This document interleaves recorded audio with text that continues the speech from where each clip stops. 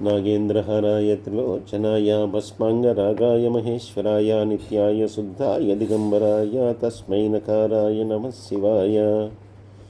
ओं श्री भवानी शंकर सांब सदाशिवस्वामी देवताभ्यो नमः।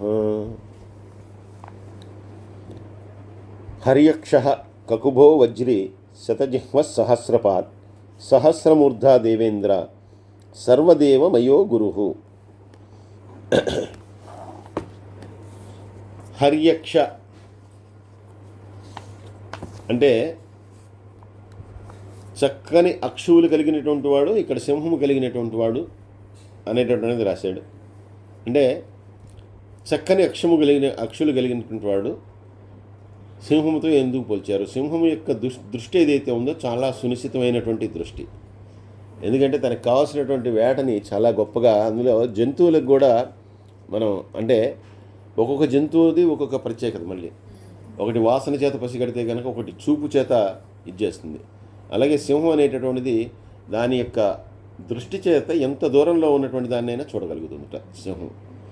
అందుకే దానికి వేటాడటానికి, అది కనుక వేటాడాలనుకుంటే ఎక్కువసేపు అక్కర్లేదు, చాలా ఫాస్ట్గా చేస్తుంది. కానీ మళ్ళీ దానికి చాలా అంటే దానికి ఉండే క్వాలిటీస్ దానికి అందుకే అది మృగరాజు. దానికి ఎవడో అభిషేకం చేయక్కర్లేదు, తీసుకొచ్చి దాన్ని సీట్లో కూర్చోబెట్టక. అంటే అది మృగాల్లో ఏంటంటే దానికి ఒక చాలా గొప్ప విశిష్టమైనటువంటి లక్షణాలు ఉన్నాయి సింహానికి. దాని క్వాలిటీస్ చాలా గొప్పగా ఉంటాయి కాబట్టి అది సింహం. ఒకసారి ఎవరినైనా చంపేసి తింటే కనుక దాని కడుపు నిండితే కనుక మళ్ళీ ఇంకో దానికి వెళ్ళదు. పులి మాత్రం మనలాంటిది, మళ్ళీ సాయంత్రానికి ఉంటుందిలే అని చెప్పి మళ్ళీ తెచ్చుకుంటుంది పార్సల్. మనం అప్పటికి తినేస్తాం, అయిపోతుంది. ఒకవేళ ఇంకా మిగిలిపోతే మళ్ళీ అవి పక్కన పెట్టుకుంటాం, ఎందుకు సాయంత్రం తినచ్చు, లేదంటే ఇంట్లో పిల్లలకి ఇవ్వచ్చు, ఏదో ఒకటి. అది అలా చేయదుట. ఇంకా అది తినేస్తే క్లోజ్, అంతే. దాన్ని ఆకలి అయిపోతే పక్క నుంచి ఎవడైనా వెళ్తున్నా వదిలేస్తుంది. అది చంపేసిందంటే రెండో జంతువుకు భయం లేదు. అందుకనే రెండో జంతువుని మళ్ళీ దాని జోలికి కూడా వెళ్ళదు. అలా సునిశ్చితమైనటువంటి దృష్టి కలిగినటువంటిది అలా కలవాడు. కకుబహ సర్వదిక్కు అంటే అన్ని దిక్కుల్లో ఉండేటటువంటి వాడు కాబట్టి, విశ్వవ్యాప్తుడు కాబట్టి దిక్కుల రూపం తానే అయినటువంటి వాడు అని చెప్పి అన్నాడు. అలాగే వజ్రాయుధము కలిగినటువంటి వాడు, సమస్త ఆయుధములు ఆయన చేతిలోనే ఉంటాయి. శతజిహ్వ 100 నాలుకలు కలిగినటువంటి వాడు. ఇక్కడ అర్థం రాశాడు. శతజిహ్వ, జిహ్వ అంటే రుచి, నాలుక, దాని అర్థం అదే. శతజిహ్వ అంటే ఆ నాలుకల్ని ఎందుకు ప్రస్తావించాడు అనేటటువంటి దాన్ని వస్తే కనుక, అంటే మరి ఒక నాలుక సరిపోతుంది కదా, ఇన్ని నాలుకలు ఎందుకు కావాల్సింటే అన్ని నాలుకలు కావాల్సి వచ్చాయి ఒకానొక సమయంలో. ఎందుకంటే అమ్మవారికి కావాల్సి వచ్చింది, అమ్మవారిగా వచ్చినప్పుడు ఆయన కావాల్సి వచ్చాయి. రక్తబీజుడు అనేటటువంటి ఒక రాక్షసుడు తయారయ్యాడు. వాడు ఎలాంటి వరాన్ని కోరుకున్నాడంటే, వాడు చావు లేకుండా ఎవరికి వరాన్ని కాబట్టి వాడి రక్త బిందువులు ఎన్నైతే నేల మీద వస్తాయో ప్రతి రక్త బంధువు నుంచి మళ్ళీ ఇంకోటి పుట్టుకొస్తాడు. ఆ పుట్టుకొచ్చేవాడు మామూలుగా ఉండకూడదు, వీడు ఎంత గొప్పవాడో అంత గొప్పవాడు అయి ఉండాలి. వాడు కూడా అంత శక్తి కలిగినటువంటి వాడు. వాడితో చాలా కాలం యుద్ధం చేశారు కానీ వీళ్ళ వల్ల కావట్లేదు. అమ్మవారే చేసింది. ఎందుకంటే వాడి బాణాలు వేసి కొట్టిన దగ్గర నుంచి ఇంకా వచ్చేస్తున్నారు. ఒక బాణం వేస్తే కనుక దానిలోంచి 70 మంది 80 మంది, అంటే అంత ప్రతాపం ఉన్నవాళ్ళు మళ్ళీ అంతమంది వచ్చేస్తున్నారు. ఇలా వేలాది మంది కోట్లాది మంది వచ్చేస్తుంటే అప్పుడే కాళికాదేవిని సృష్టింపబడింది అని. కాళికాదేవిని సృష్టించి వచ్చిన వాళ్ళని వచ్చినట్టుగా రక్త బిందువులు కింద పడకుండా మొత్తం తాగేయమని చెప్పారు. వాడు ఆ రక్తం తాగితే కానీ, అంటే వాడు మళ్ళీ పుట్టకూడదు. ఇంకా అలా రక్తం ఆవిడ తాగేస్తే వీళ్ళు బాణాలు వేసి కొడితే కనుక వాడి రక్తం అంతా కూడా, శరీరం నుంచి రక్తం అంతా కూడా అయిపోయేలా కొట్టాలి, అది మాత్రం కింద పడకూడదు. అప్పుడు మరి ఆయనకి ఎన్ని జిహ్వలు కావాలి? కాబట్టి శతజిహ్వుడు. మళ్ళీ కాళీదేవి ఈయన అంటే కాళీదేవి ఈయనే కాళీదేవి, అర్ధనారీశ్వరుడు కాబట్టి అన్నీ ఈయనే. సహస్రపాద్ అనేకమైనటువంటి పాదములు కలిగినటువంటి వాడు. సహస్రమూర్ధ అనేకమైనటువంటి శిరస్సులు కలిగినటువంటి వాడు. దేవేంద్ర దేవతలకు ప్రభువు. సర్వదేవమయ సమస్త దేవతా స్వరూపము కూడా తానే అయినటువంటి వాడు. గురువు అందరికీ కూడా గురువు వంటి వాడు. సహస్రబాహు సర్వాంగ శరణ్య సర్వలోకకృత్ పవిత్రం త్రికకున్మంత్ర కనిష్ట కృష్ణపింగళ. అలాగే అనేక రకాలైనటువంటి చేతులు, కాళ్ళు, శిరస్సులు కలిగినటువంటి వాళ్ళలాగే అనేక రకాలైనటువంటి బాహువులు కలిగినటువంటి వాడు. అన్ని అవయవములు కలిగినటువంటి వాడు. అందరికీ రక్షకుడైనటువంటి వాడు.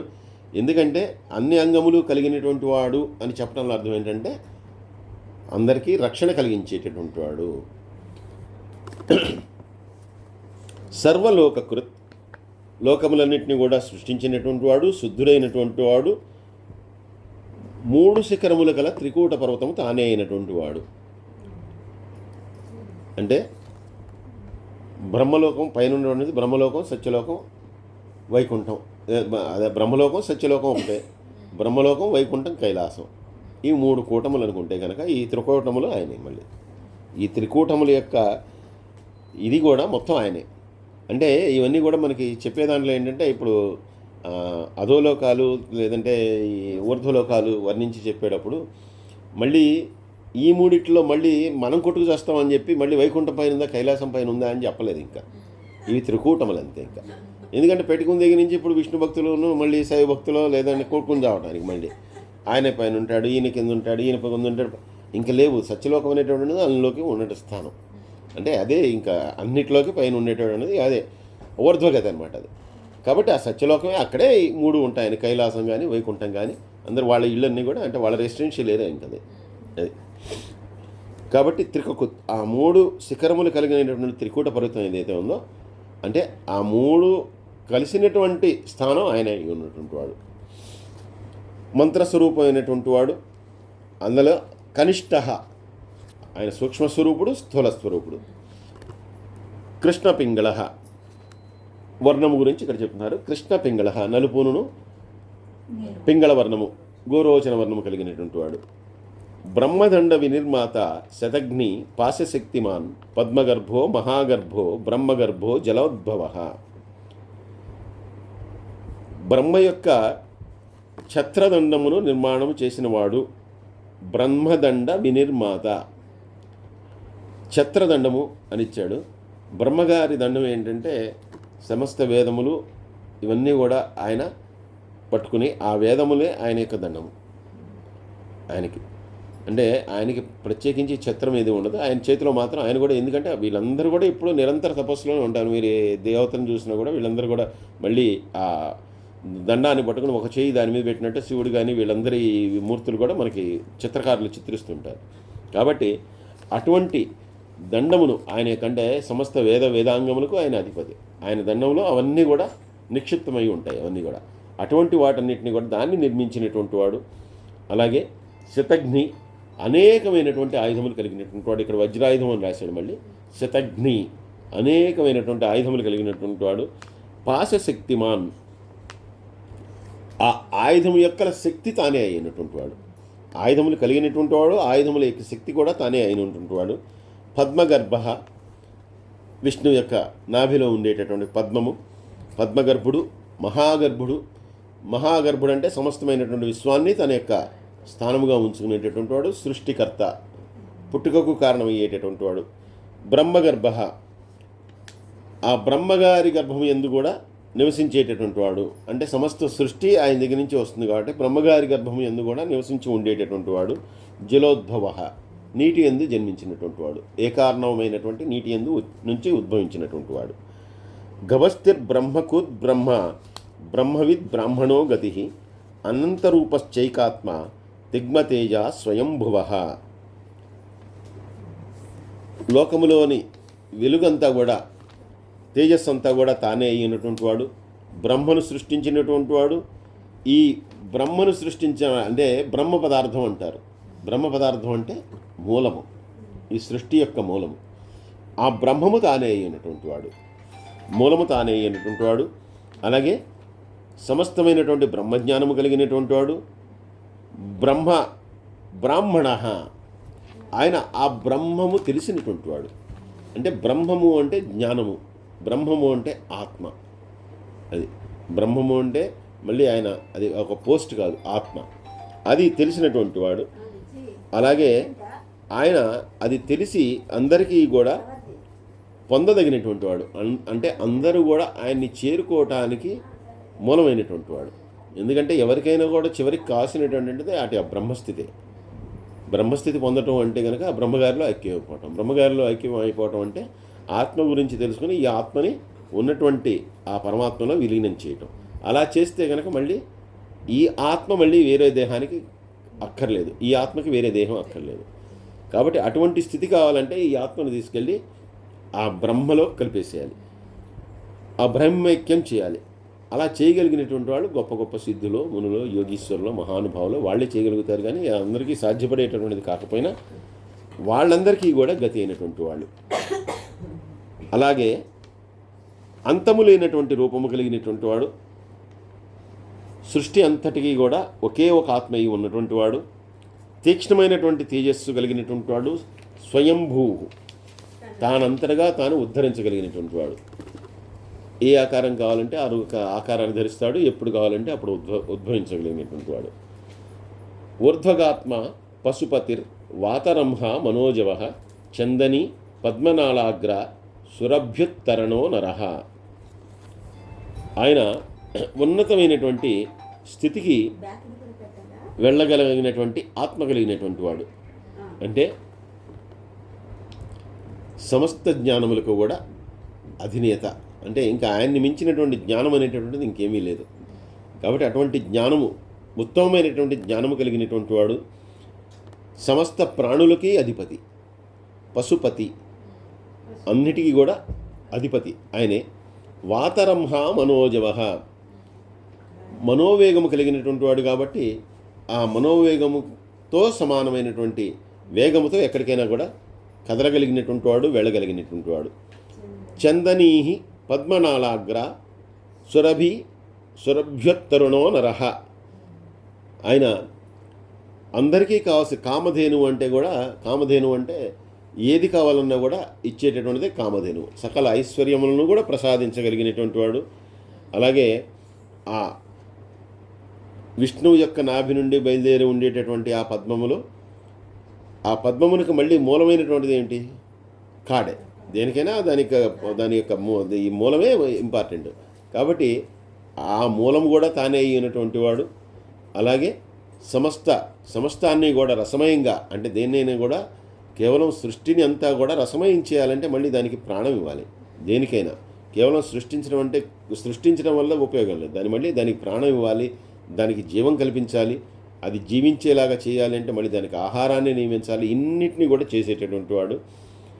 అలా అన్నీ చేస్తూ కావాలనుకున్నప్పుడు తను ఏ అవతారాన్నైనా తీసుకోగలడు. కాబట్టి నరహ, అవసరమైతే మానవుని యొక్క రూపాన్ని కూడా ధరించగలిగినటువంటి వాడు. ధరించి చూపించాడు రాముడుగా వచ్చి. ఆ నర రూపంలో ఆయన అందరితో ఈ భూమి మీద సంచరించాడు. కర్ణికార మహస్రగ్వి నీలమౌని పినాకభృత్ ఉమాపతి ఉమాకాంతో జాహ్నువి బృధుమాధవ.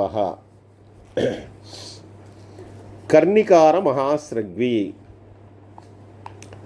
గోగుపూలతో చేసినటువంటి మాల మాల కలవాడు అని ఇక్కడ రాశానండి.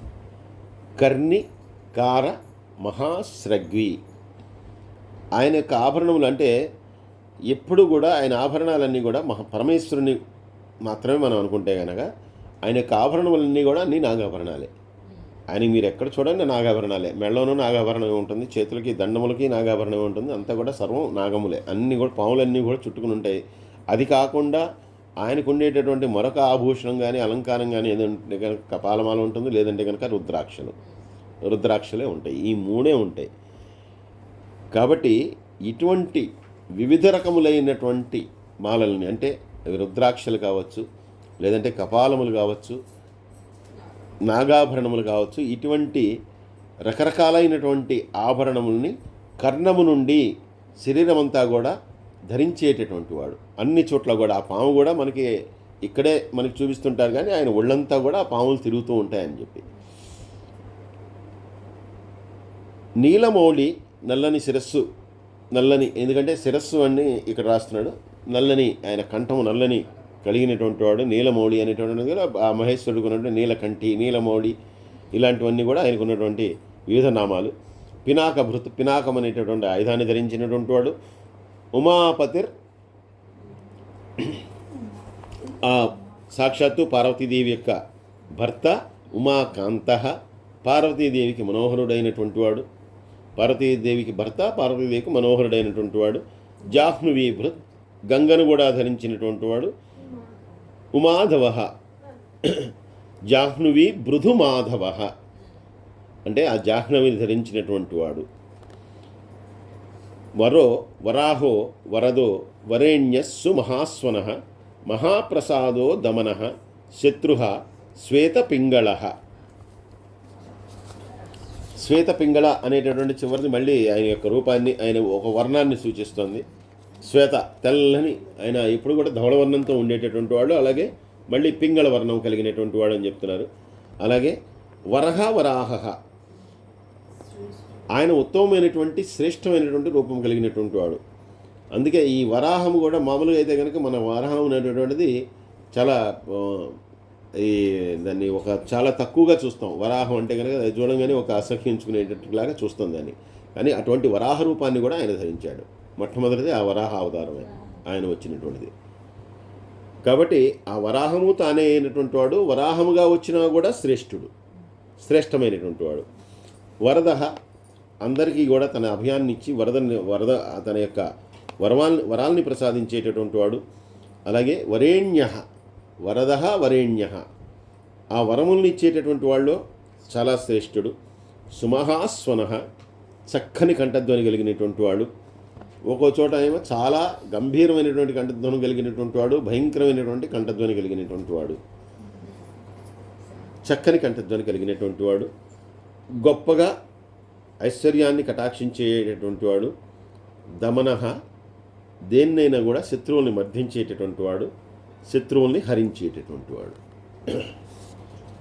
ప్రీతాత్మ పరమాత్మ చ ప్రయతాత్మ ప్రధానధృత్ సర్వపార్శ్వ ముఖస్త్రక్షో ధర్మసాధారణో వరహ. ఆయన నిత్య సంతృప్తుడు, అంటే ఎటువంటి కోరికలు లేనటువంటి వాడు, ఎటువంటి ఆశ లేనటువంటి వాడు, దేని మీద కాంక్ష లేనటువంటి వాడు. పరమాత్మ అంటే ఉత్తమమైనటువంటి ఆత్మ తానే అయినటువంటి వాడు. మనమన్నీ కూడా రకరకాలైనటువంటి ఆత్మలు అనుకుంటే కనుక ఈ ఆత్మలన్నీ కూడా చేరేటటువంటిది ఆ ఉత్కృష్టమైనటువంటి ఆత్మలన్నీ చివరికి. అందుకే దీన్ని మళ్ళీ జీవాత్మ పరమాత్మ అన్నారు. ఒక దాని ప్రకారం ఉన్నదంతా కూడా ఒకటే ఆత్మ అనేది మనం ఫాలో అయ్యే అద్వైత సిద్ధాంతం. ఉన్నదంతా ఒకటే, అందుకని భగవంతుడు ఎక్కడే ఉన్నాడు కానీ ఇది లేదు. కానీ ఇంకొక ధర్మంలో వాళ్ళు ఏమనుకున్నారంటే ఇది జీవాత్మ, అది పరమాత్మ. భగవంతుడు పరమాత్మ, మనం జీవాత్మలం. ఈ జీవాత్మ జీవుడు ఎప్పుడైతే నాశనం అయిపోతాడో ఈ ఆత్మ ఆ పరమాత్మలో విలీనమైపోతుంది అనేటువంటిది వాళ్ళ నమ్మకం. మన దానిలో ఏంటంటే ఉన్నటువంటిది ఒకటే ఆత్మ, ఇక్కడ ఒకటే అక్కడ ఒకటే, ఏం లేదు. తెలుసుకోగలిగితే ఇక్కడే ఉన్నటువంటి భగవంతుడు, కానీ నువ్వు తెలుసుకోలేవు కాబట్టి నీకు తెలియట్లేదు అనేది మన సిద్ధాంతం. కాబట్టి అటువంటి ఉత్కృష్టమైనటువంటి ఆత్మ తానే అయ్యి ఉన్నటువంటి వాడు. ప్రయత ఆత్మ, ఆ ఆత్మగా ఉన్నటువంటి భగవంతుడు ఎవరైతే ఉన్నాడో మిక్కిలి ప్రయత్నం చేత మాత్రమే తెలుసుకోగలిగినటువంటి వాడు, అంటే కేవలం జ్ఞానముతో చేత మాత్రమే తెలుసుకోగలిగినటువంటి వాడు. మానవులకైతే కనుక భక్తితో మాత్రమే తెలుసుకోగలిగినటువంటి వాడు. ఎందుకంటే భక్తి అనేటటువంటిది వికసనం పొందితే తర్వాత జ్ఞానమే కలిగేది. కాబట్టి ఆ భక్తి వలన చేరదగినటువంటి వాడు. సర్వపార్శ్వముఖ, సమస్తమైనటువంటి దిక్కుల యందు ముఖము కలిగినటువంటి వాడు. త్రక్ష, 3 కన్నులు కలిగినటువంటి వాడు. ధర్మము, ఎప్పుడు కూడా ధర్మాన్ని మాత్రమే ఆయన ఆలంబనముగా చేసుకుంటాడు. అందుకే అంటే ఏవైతే ఆయనకున్నటువంటి క్వాలిటీస్ అని చెప్తారో మనలో ఉన్నటువంటి ఆత్మ, మనలోనే పరమాత్మ ఉన్నాడని చెప్తున్నాడు. కాబట్టి మనం ఎప్పుడైతే ఆ రకంగా మనం మారగలుగుతామో అప్పుడే ఆయనలో కలగలుగుతాం. ఆయనకి మనకి తేడా లేదు. అందుకే అహం బ్రహ్మస్మి అంటే నేనే బ్రహ్మని. అహం బ్రహ్మస్మి అని చెప్పి నేను ఏదో బోర్లో వేసుకుని తిరిగినా ఏం ఉపయోగం లేదు, ఏం లేదు. ఎందుకంటే ఆ బ్రహ్మ అంటే ఏమో తెలియకుండా ఉత్తిన పేరు పెట్టుకుంటే ఉపయోగం ఉంది. కాబట్టి ఏ లక్షణాలైతే ఆయనవి అని చెప్తున్నారో ఆ లక్షణాలను ఏ మానవుడైతే పొందగలుగుతాడో వాడికి ఆయనకి ఇంకా భేదం లేదు. ఆయనతో సమానమైనటువంటి వాడైపోయి వాడే వరహ, వాడే శ్రేష్ఠుడైపోతాడు. చరాచరాత్మ సూక్ష్మాత్మ అమృతో గ్రోవృషేశ్వర సాధ్యర్షిర్వసు ఆదిత్యో వివస్వాం సవితామృత. చరాచరాత్మ, చరించినటువంటి చరాచరములకు ఆత్మ అయినటువంటి వాడు. సూక్ష్మాత్మ, సూక్ష్మమైనటువంటి రూపంలో అందరి యొక్క ఆత్మలు తానే అయినటువంటి వాడు. ఇందాక అనుకుంటే సర్వుల యందు తానే ఉంటాడు. అమృత స్వరూపమైనటువంటి వాడు. అంటే ప్రాణము ఆయనే, ఇచ్చేటి ప్రాణదాత ఆయనే. గురో వృషేశ్వర, గోవులకు అంటే సమస్త ప్రాణకోటికి ఆయనే అధిపతి. సాధ్యర్షి, సాధ్యులు ఋషులు అన్నీ కూడా తానే అయినటువంటి వాడు. అలాగే సాధన చేత తపస్సు చేత పొందబడేటటువంటి వాడు, సాధన చేత తపస్సు చేత పొందబడేటటువంటి వాడు. మనకేంటంటే ఇప్పుడు కలియుగంలో మనకి తపస్సు అనేటటువంటిది చెప్పబడ్డ, అంటే ధర్మం అనేటటువంటిది యుగయుగానికి మార్పు చెందుతూ ఉంటుంది. కాబట్టి ఇప్పుడు కలియుగంలో తపస్సు అనేటటువంటిది లేదు. అంటే యజ్ఞయాగాదులు తపస్సులు ఇవన్నీ కూడా ముందర యుగాల్లో ఉన్నాయి, కానీ ఇప్పుడు అవన్నీ కూడా లేవు. ఎందుకంటే అవన్నీ చేయలేరని చెప్పే ఇప్పుడు ఏంటంటే నామ సంకీర్తన, భజన, పూజ అధికాలు వీటితోనే చాలరా బాబు, ఇవి చేసినా కూడా తరిస్తారు, అందుకని ఇవి చేయండి చాలు, పెద్ద పెద్దగా ఏమీ చేయలేక్కర్లేదని చెప్పారు. వసు, అష్టవసువుల్లో ఒకడైనటువంటి వాడు. ఆదిత్య, అతిథి యొక్క సంతానమైనటువంటి వాడు ఆ ఆదిత్యుడు, సూర్యభగవానుడు. ఎందుకంటే సూర్యభగవానుడికి ఎందుకు అంత ప్రాధాన్యత అంటే ఆయన ప్రత్యక్ష నారాయణుడు. దేవతలు అనేటటువంటి వాళ్ళు ఎక్కడ ఉంటారో ఏమిటో ఎవరికి కనిపించరు, జ్ఞానం చేత మాత్రమే తెలుసుకోబడతారు. కానీ కనిపించేటటువంటి ఆ వెలుగు ఏదైతే ఉందో, ఎందుకంటే భగవంతుడైనా అదే వెలుగని చెప్తున్నారు, ఈయనైనా అంత ప్రచండమైనటువంటి తేజస్సు కలిగినటువంటి వాడు. కాబట్టి అది మనం చూడలేకపోయినా ఈయన్ని చూసి ఆ భగవంతుడిగా భావించి ఈయనకు నమస్కారం చేసుకున్నా కూడా అదే ఫలితము. అందుకే సూర్యనారాయణుడు ఆయన. వివస్వాన్ సవిత అమృత, వివస్వాన్ సవితామృత, ఆయన తన కాంతల చేత ప్రపంచాన్నంతా కూడా తేజమయం చేసేటటువంటి వాడు. అలాగే దేన్నైనా కూడా తన యొక్క కిరణముల ప్రభావం చేత లేదంటే తన యొక్క తేజస్ చేత వారిలో జ్ఞానాన్ని నింపేటటువంటి వాడు. అంటే వారి యొక్క అజ్ఞానాన్ని పారద్రోలి మళ్ళీ వాళ్ళని మేల్కొనేట్లాగా చేసేటటువంటి వాడు. అమృత అంటే ఆ అమృత స్వరూపము తానే అయి ఉన్నటువంటి వాడు. వ్యాస సర్గ సుసంక్షిప్తో విస్తార పర్యయో నర ఋతు సంవత్సరో మాస పక్షా సంఖ్యా సమాపన. సాక్షాత్తు ఈ పురాణములనన్నింటినీ కూడా అందించినటువంటి ఆ వేదవ్యాసుడు ఎవరైతే ఉన్నాడో ఆయన రూపం తానే అయి ఉన్నటువంటి వాడు. అందుకే వేదవ్యాసుడికి ఉన్నటువంటి మరో పేరు ఆయన కూడా నారాయణుడే. ఆయన కూడా సాక్షాత్తు విష్ణువు యొక్క అంశే అని. ఆ విష్ణువు యొక్క అంశే ఆ వేదవ్యాసుడుగా వచ్చి, ఎందుకంటే వేదములు ఇవన్నీ కూడా మనకు అర్థం కావు కాబట్టి వాటిలో ఉన్నటువంటి సూక్ష్మాలు ఇవన్నీ మనకు తెలియదు కాబట్టి సరళంగా చక్కగా వాటన్నిటినీ ఆ 18 పురాణాల రూపంలో అందించినటువంటి వాడు. అందువల్ల ఆయన బాదరాయణుడు, ఆయనే వ్యాసుడు. ఆ వ్యాస మహర్షి వ్యాసుని యొక్క రూపం తానే అయినటువంటి వాడు. సర్గ సుసంక్షేప, ఈ సృష్టి రూపము తానే అయి అన్నిటినీ కూడా బాగుగా సంగ్రహించేటటువంటి వాడు. అంటే ఏది అవసరం లేదో దాన్ని తీసేసేటువంటి వాడు. అందుకే ఒక కాలము, ఒక నియమము, ఒక పద్ధతి, ఎవరికైనా ఒక ఆయుష్. వాడు ఎప్పుడైతే అనవసరం అనుకుంటాడో అప్పుడు తీసేస్తుంటాడు. విస్తార పర్యయ, విస్తారమైనటువంటి వాడు, అంతటా కూడా ఉన్నటువంటి వాడు. నరహ, సాక్షాత్తు నరుడు కూడా తానే ఉన్నటువంటి వాడు. ఋతు సంవత్సరో మాస, ఆయన అంటే కాలాన్ని మళ్ళీ ఈ మొత్తం ఇప్పుడు బ్రహ్మగారి కాలమానం ఏదో మనం తెలుసుకున్నాం. అంటే ఈ చతుర్యుగములు, ఆ చతుర్యుగములంతా కలిపితే కనుక ఒక మహాయుగం, ఆ మహాయుగములు ఇన్ని జరిగితే కనుక ఆయనకు ఒక రాత్రి, ఒక పగలు. కాబట్టి ఆ కాలం మనకి ఎటువంటి దానిలో కూడా వర్తింపదు. ఆయనకున్న క్షణకాలం కూడా మనకి దేనికి చాలదు.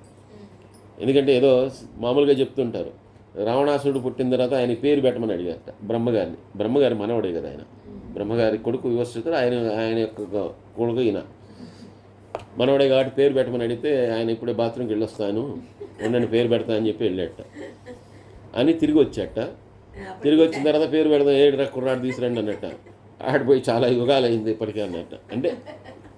అంటే మరి అంతే కదా, ఆయన చెప్పుకున్న ఒక రాత్రి అనేది అంటే ఈ లోపల మనం కొన్ని కోటాను కోట్ల జన్మలు ఎత్తున్నాం. కాబట్టి మనకి మళ్ళీ ఈ ఋతువులు ఇవన్నీ కూడా ఇవన్నీ. కాబట్టి ఆ ఋతువులు స్వరూపం తానే, మాసములు తానే, పక్షములు తానే, ఇవన్నీ కూడా ఆయనే. అందుకే మామూలుగా నేను చెప్తుంటా, ఎవరైనా చెప్తారు, ఇది మంచిది ఇది చెడు అనేది ఏదీ లేదు. అష్టమి మంచిదా, నవమి మంచిదా, మంగళవారం మంచిదా, శుక్రవారం మంచిదా, అన్నీ కూడా విభజన చేసినటువంటివి. కాబట్టి ఏది మంచిది కాదు. అందుకే దానికి మళ్ళీ చూస్తే కనుక దుర్గాష్టమి, అష్టమి రోజే దుర్గాదేవి పుట్టింది, నవమి రోజు రాముడు పుట్టారు. మరి మంచివి కదా అవి? దశమి ఏకాదశి మంచివా? దశమి ఏకాదశి రోజు ఎవడన్నా పుట్టాడా? ఏ దేవత పుట్టినట్టు ఏ పురాణంలో లేదు. విష్ణువు పుట్టినట్టు ఏమీ లేదు ఏకాదశిలో కానీ దశమిలో కానీ. వాళ్ళు పుట్టినవన్నీ అలాగే ఉన్నాయి. కాబట్టి ఇవన్నీ మన కోసం, ఇది కాలం అనేటువంటిది మన కోసం విభజింపబడింది, అంతవరకే అర్థం చేసుకోవాలి దాన్ని. అయితే మనము చేసేటటువంటి పని ఫలిస్తుందా ఫలించదా అనే దానికి ఒక మంచి రోజుని ఏర్పాటు చేసుకోవాలి చెప్తే ఇది మంచిది ఇది చెడుదు అనేది ఏమీ లేదు. ఏదైనా మంచిది ఇదేనది. అందుకే మనం ఏదైనా పని చేసి మనం ఆలోచించుకునేప్పుడు అయితే కనుక అష్టమి నాడు ఇది చేయకూడదు, కష్టాలు ఇవన్నీ ఏదైతే చెప్తారు, పెళ్ళిళ్ళు అవన్నీ కూడా జరుగుతుంటాయి, అష్టమి రోజు కూడా చేస్తారు. ఎందుకంటే దానికి కావాల్సిన ముహూర్త బలం మళ్ళీ. అంటే కేవలం మనకి తెలిసింది ఇంతవరకే జ్ఞానం, కానీ దీన్ని మించినటువంటిది వేరే ఉంటుంది. అక్కడికి వెళ్తే కనుక ఇవన్నీ పనిచేయవు. అందుకని పెళ్ళిళ్ళు కూడా చేస్తారు, పెళ్ళిళ్ళు చేస్తారు, యాగాలు చేస్తారు, బ్రహ్మాండమైనవన్నీ కూడా జరుగుతాయి. అష్టమి రోజు, నవమి రోజు కూడా చేస్తారు. ఏ రోజు ఆపరు. చవితి రోజు వినాయకుడు, చవితి రోజు ఏ పని చేయం, పక్కన పంచమి రోజు చేస్తాం మనం. చవితి మనకి పనికిరాదు, వినాయకుడు పుట్టినప్పుడు చవితి రోజున.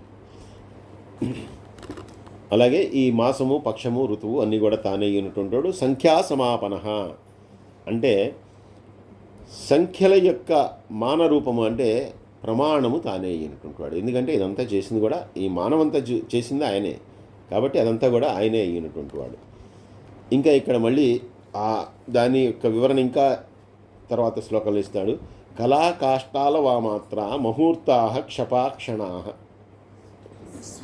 విశ్వక్షేత్రం ప్రజాబీజం లింగమాద్య సునిర్గమ. కళాకాష్ట అంటే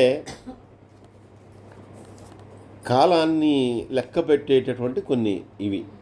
ఇంగ్లీష్ వాళ్ళు వచ్చేసి ఏంటంటే ఇవన్నీ మార్చేసి మనకి చాలా అనుగుణంగా చేశారు, సెకండ్లు, మినిట్స్, గంటలు అనేవి.